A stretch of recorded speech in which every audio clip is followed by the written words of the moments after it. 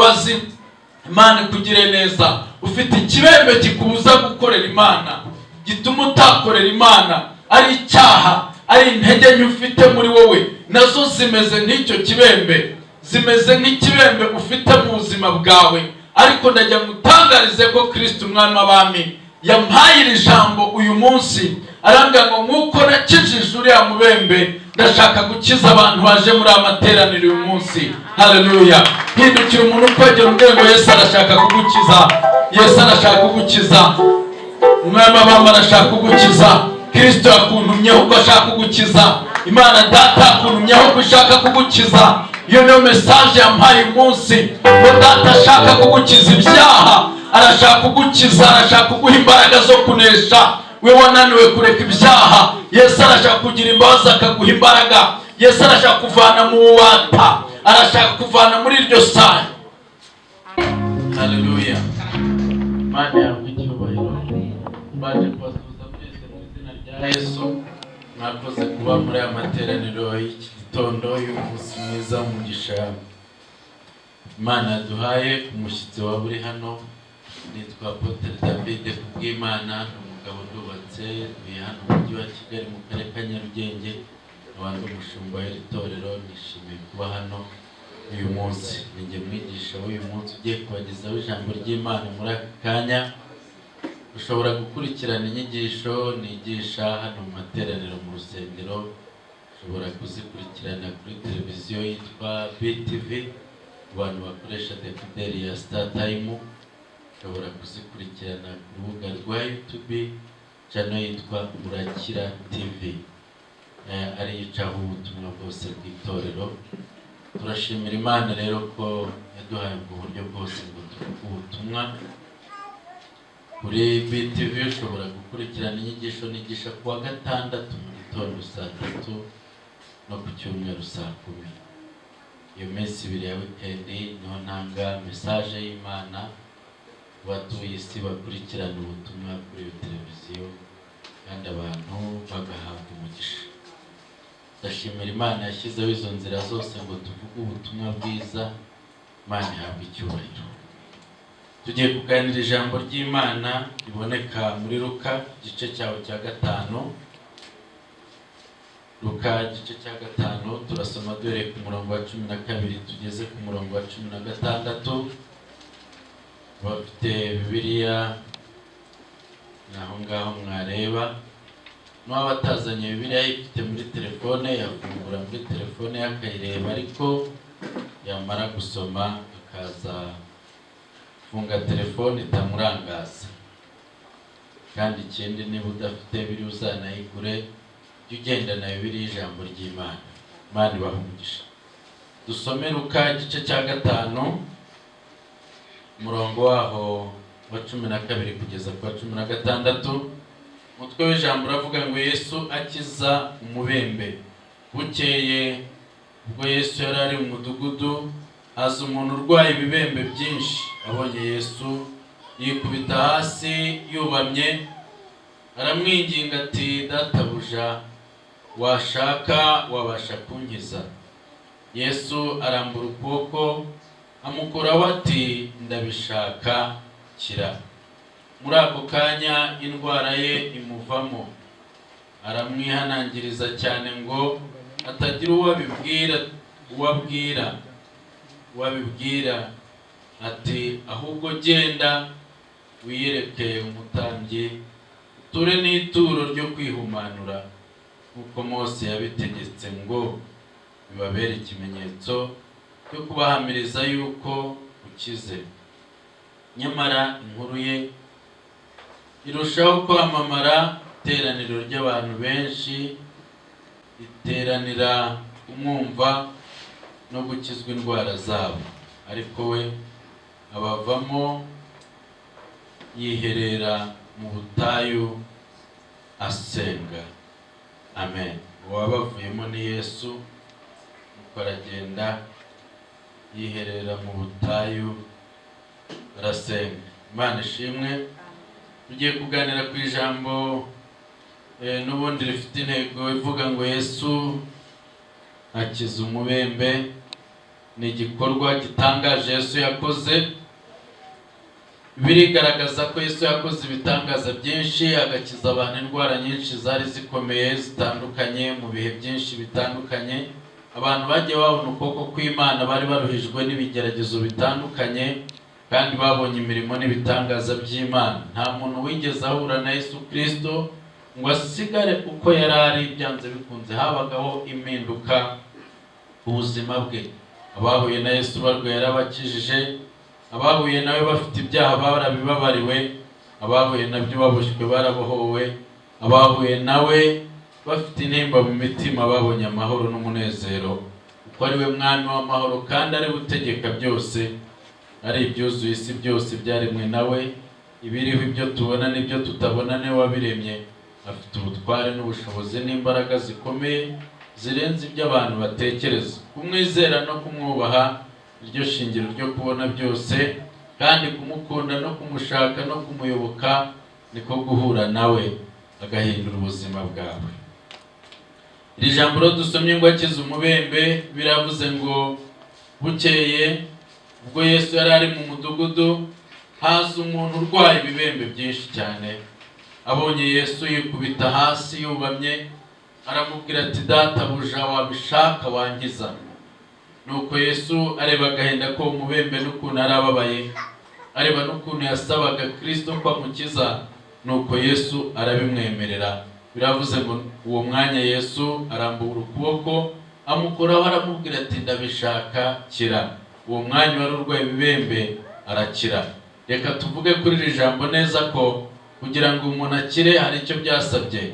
Nubwo yarabonye Yesu, nubwo yarahuye nawe, ariko biravuze ngo yaragiye amwikubita imbere. Bishatse kuvuga ko mu bintu yakoze, icya mbere yagiye aciye bugufi imbere ya Yesu. Yagaragaje guca bugufi, ariko kumwikubita imbere yubamye bigaragaza gucira bugufi Yesu, guha icyubahiro Yesu, kugaragaza ko amwubashye, kugaragaza ko ahambaye, kugaragaza ko akomeye. Gucira Yesu bugufi mu mutima none bishobora gukiza umuntu wemera Imana cyangwa se ushaka Yesu. Yamuciriye bugufi rero, amaze guca bugufi, cya kabiri aramusaba, aramubwira ati, mwigisha, wabishaka washobora kunkiza. Iyo dusaba Imana, iyo dusenga, iyo tubwira Yesu, burya aratwumva. Nawe arakumva, wamubwira wicaye, wamubwira uhagaze, wamubwira upfukamye, ariko ntukamubwire uryamye, kuko burya ntawe urya aryamye. Nuvuga aryamye avugira mu ishuka, n'uri hanze ntamwumva. Ugerageza guhaguruka cyangwa wicare cyangwa upfukame igihe ushaka kugira ibyo ubwira Yesu. Uva mu buriri bwawe, wakwicara ku gitanda, ariko ubwire umwami Yesu. Waba uri mu modoka, ushobora kwicaramo ugasenga, yaba ihagaze cyangwa ugenda. Waba uri mu bwato cyangwa mu ndege, aho waba hose ushobora gusenga Imana ikakumva. Waba uri mu nzira, ushobora guhagarara gato ugahumiriza ku maso yawe, ukavuga uti, mwami Yesu, ndagukeneye, ndengera, ndagushaka, ndashaka kukubona, ndakwifuza, maze akakwiyereka. Bibiliya rero igaragaza ko Yesu amaze kumva gutaka k'uyu muntu ari umubembe, ngo yarambuye ukuboko. Nyuma y'uko Yesu yumva ikibazo cyawe, yumva icyifuzo cyawe, arambura ukuboko akagukoraho cyangwa se akagukiza. Reka mbabwire ko Yesu agishoboye gukiza. Ukuboko kwe ntikwaheze ngo ananirwe gukiza. Nk'uko yarambuye ukuboko agakiza umubembe, n'uyu munsi ukuboko kwe kuracyakora. Haleluya! Arabishoboye kurambura ukuboko ku buzima bwawe, wari urwaye ugakira. Arabishoboye kurambura ukuboko ku mibereho yawe, wari uri mu buzima bubi ugahinduka ukaba mu buzima bwiza. Yesu arabishoboye. Uyu mubembe rero yaramukijije, maze amaze kumukiza aramubwira ati, ngaho ugenda wiyereke umutambyi, maze uture n'ituro, kugira ngo bibabere ikimenyetso cy'uko wakize koko. Aramubwira ati, ariko ubiceceke, ntagire abantu bibwira, ntugende ubivuga uvuga ko nagukijije, ntujye gutanga ubuhamya ngo uhamirize abantu ko nagukijije, ahubwo wowe uture ituro wiyereke umutambyi.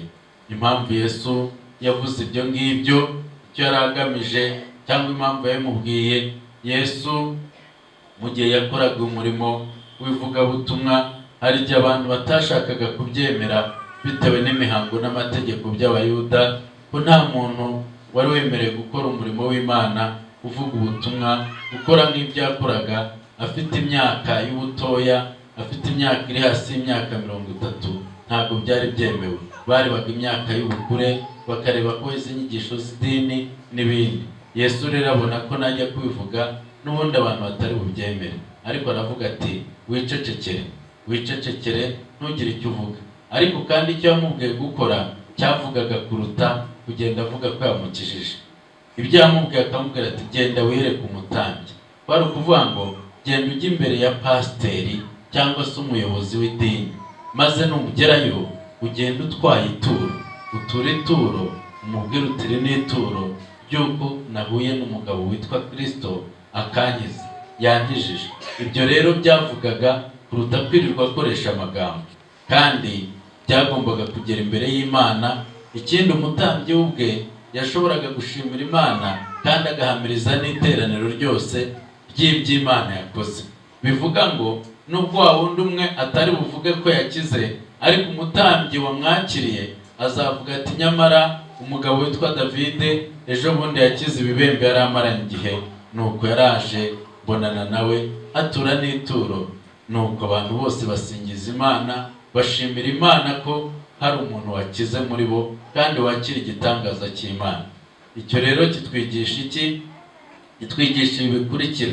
Dushobora kuba abantu bavuga cyane imirimo Imana yakoze, kandi ibyo ni byiza cyane. Mujye muhamiriza abantu iby'Imana ikora. Niba hariho umuntu uvuga ati nagiye mu bapfumu barangiza, nagiye mu baroza aha n'aha, ariko twebwe turi abakristo, mujye muvuga imirimo Imana ikora. Haleluya!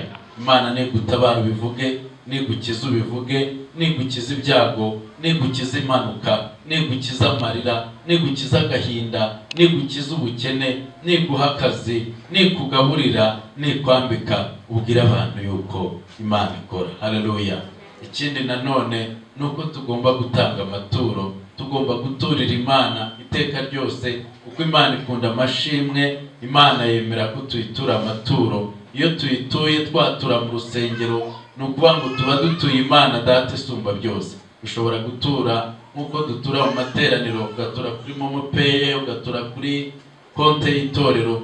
Pasiteri cyangwa undi muntu ntahita abona ko utuye kubera ko watuye ukoresheje ikoranabuhanga, ariko Imana yo mu ijuru ikayibona ko uyihaye amaturo. Iyo rero ni Imana ireba, ni Imana dukorera ireba ibyiherereye, ni Imana dukorera ireba mu mitima, ni Imana dukorera itareba nk'abantu, izi byose ireba n'impamvu dukora ibyo dukora, iha n'agaciro ibyo dukora, ibona ko imitima yacu tuyituye Imana, imitima yacu inezeza. Dushobora gutura amaturo menshi cyangwa se tugatura ayo twakwita make kuri twe, ariko kandi reka nze mbabwire ngo ituro ryose utuye Imana ufite umutima uboneye utunganye, kandi ugatura Imana wubashye Imana, uhindutse mu buzima bwawe, ufite umutima ushimira Imana kandi unyuzwe, binezeza Uwiteka Imana. Ariko ntabwo ukwiriye gutura Imana ibigusagutse cyangwa se bitakugira umumaro wowe ubwawe. Ukwiriye kugerageza ugakora ibyiza bitunganye byakunezeza nawe, ukazirikana yuko byanezeza Imana. Haleluya! Yesu ashimwe cyane. Reka tuzamure icyubahiro Kristo wakijije uyu muntu wari umubembe. Yesu ashimwe cyane. Amen. Yesu aratangaje. Nahoze ntekereza kuri iri jambo, ukuntu Yesu yakijije uyu muntu wari umubembe. Nuko ndavuga nti se Mana urashaka kuvugana natwe iki? Imana irambwira iti ibi bibembe bigereranywa n'ibintu byinshi cyane. Abantu bari bube mu materaniro uyu munsi, Kristo arashaka kubakiza. Haleluya! We waje muri amateraniro uyu munsi, Yesu Kristo arashaka kugukiza. Hari ibintu bibiri Imana ishaka gukiza abantu bayo, kandi babaye imbata kuri byo. Hari abantu bamaze igihe bameze nk'uyu muntu, barwaye uburwayi, ndavuga uburwayi bw'umubiri, ukaba umaze igihe ugeragezwa cyane, ufite ibibazo bikomeye mu buzima bwawe, ni uburwayi bugukomereye, ni ikigeragezo kigukomereye, ni ubupfubyi, ni ubupfakazi, ni ubukene, ni ukwambara ubusa, ni ukwishyura ubukode, ni uko nta gishoro ufite. Hari ubuzima ubayemo bugereranywa n'ibi bibembe, ariko ndagutangariza muri aka kanya muri iri jambo ko Yesu wakijije uyu mubembe azi nawe bimeze nk'ibibembe ufite, azi ikibembe cyawe, azi ikibazo cyawe, azi ikigeragezo cyawe, azi intambara urwana nayo. Icyo ukeneye uyu munsi ni ukumubwira ngo Yesu, ukamwikubita imbere ukavuga ngo wabishaka wankiza Data kuko urabishoboye. N'iri jambo rivuga uyu mugabo yavuze avuga ati wabishaka wankiza, nuko yari yizeye ko Kristo abishoboye, avuga ngo gusa we nabishaka ndakira. Haleluya. Yesu nabishaka ndakira kuko gushobora ko arabishoboye. Haleluya. Nanjye ndabatangariza ko Yesu ashoboye. Arashoboye. Haleluya. Hari umuririmbyi yaririmbye aravuga ngo urashoboye mwami Yesu ndabizi, urashoboye mwami ntakikunanira, urashoboye mwami Yesu ndabizi, urashoboye mwami ntakikunanira, urashoboye mwami Yesu ndabizi, urashoboye mwami ntakikunanira. Yesu urashoboye mwami Yesu ndabizi, urashoboye mwami ntakikunanira. Uyu munsi ndavuze ngo urashoboye mwami Yesu ndabizi, urashoboye mwami ntakikunanira. Mwami w'abami urashoboye mwami wacu ndabizi, urashoboye mwami ntakikunanira. Mwami Yesu Kristo urashoboye mwami Yesu ndabizi, urashoboye mwami ntakikunanira. Ibibazo byose urabishoboye mwami Yesu ndabizi, urashoboye mwami ntakikunanira. Haleluya. Uriya mubembe ngo yari yizeye ko Yesu ashoboye, aravuga ngo nshingiye kuko ashoboye ibintu byose ntabwo ngiye kumubwira ngo ndashaka kunyiza. Wabishaka, wabishaka databuja, wabishaka Yesu wowe ubishatse nonaha nakira. Haleluya. Yesu nawe abona kuri a muntu yizeye ko ashoboye byose, yizeye ko ashoboye kumukiza, ndavuga ngo rwose nanjye ndabishaka gukira, ndabishaka kubohoka, ndabishaka ko ibibembe bikuvaho. Reka nkubwire muri iki gitondo mwene data, muri aka kanya Yesu arabishaka ko wakira. Mwegera umubwire ngo mwami wanjye mana yanjye, umucire bugufi, mubwire uti nanjye mwami ndaje n'ibibembe byanjye. Ubu buzima mbayemo bugereranywa n'ibi bibembe, bugereranywa n'uyu muntu hari urwaye ibibembe. Ndi mu buzima nk'ubwo uriya muntu wakijije yari arimo, ariko icyo ngusaba ni kimwe, ndashaka kunkiza Yesu, ndashaka nanjye kunkiza, ndashaka kunkiza ubuzima, ndashaka kumvana muri imibereho, ndashaka gukira. Hari abandi bantu icyiciro cya kabiri cy'ibibembe, cy'uyu mubembe nawe ushobora kwisangamo. Hari ikibembe kitari cy'ibibazo, noneho ikibembe cy'ibyaha.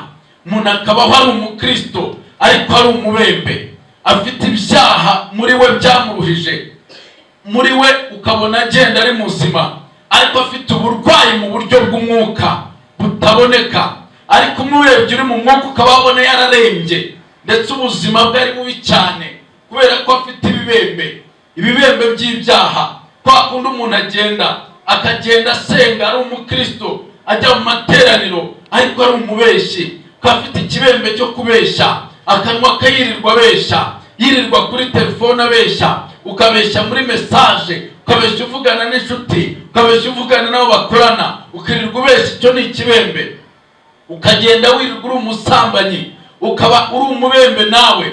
Gusambana akaba ari ikibembe kikuriho, ndetse wananiwe kubireka, ndetse wabuze uwazize. Iryo rari ry'ubusambanyi riba ku maso yawe, riba mu bitekerezo byawe, riba mu mutima wawe, nawe ukanesha. Bwira Yesu ngo ubusambanyi ni ikibembe gikomeye kindiho, nanjye ndi umubembe ariko ndashaka gukira. Ubwo buryarya bwawe ni ububembe, kuba wirirwa ubeshya abasore, ubeshya abakobwa, ubeshya abagabo, ubeshya abagore, ubeshya gukunda, ubeshya n'ibindi byose.